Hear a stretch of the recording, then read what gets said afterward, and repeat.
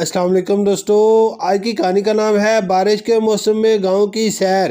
ساجد، شہزاد، فرقان اور سعادت 7ویں جماعت کے 4 گہرے دوست تھے۔ اسکول کی چھٹیاں تھیں اور موسم بھی خوبصورت تھا۔ آسمان پر کالے بادل چھائے ہوئے تھے، ٹھنڈی ہوا چل رہی تھی اور ہلکی ہلکی بارش نے پورے شہر کو نرالا سما بخشا تھا۔ فرقان کا تعلق ایک خوبصورت گاؤں سے تھا۔ اس نے اپنے دوستوں کو دعوت دی، چلو میرے گاؤں چلتے ہیں، بارش میں سیر کا مزہ ہی کچھ اور ہے۔ صاحب نے ایک آواز میں کہا، ہاں ضرور۔ گاؤں کی طرف روانگی۔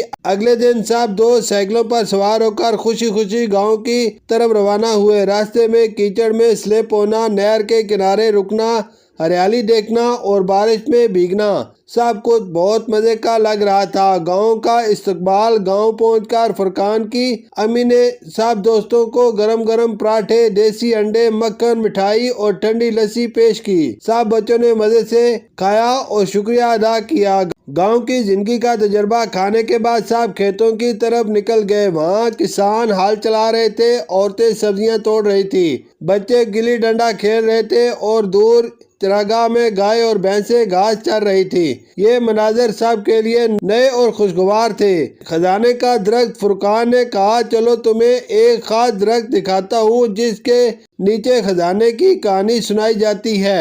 سب بچے حیران ہو کر پیچھے ہو لیے۔ بارش میں بھیگتے وہ سب پرانے درخت کے پاس پہنچے۔ اچانک جھاڑیوں میں سے آواز آئی، ارے بچوں، خزانہ ڈھونڈ رہے ہو؟ اصل خزانہ تو دوستی ہے۔ سب چونک گئے مگر پھر ہنس پڑے، کیونکہ وہ فرقان کے دادا تھے جو بچوں کے ساتھ ہنسی مذاق کیا کرتے تھے۔ دیسی پکوان اور کہانیاں۔ دادا نے سب بچوں کو شکرکندی، بھنے ہوئے چھولے اور آم پیش کیے۔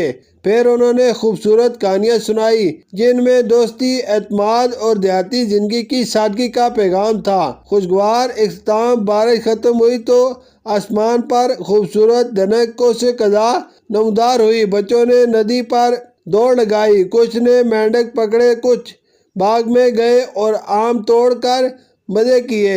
شام کو سب نے اپنے بیگ آموں، شکرکندی اور یادوں سے بھرے اور ہنستے کھیلتے واپسی کا سفر شروع کیا۔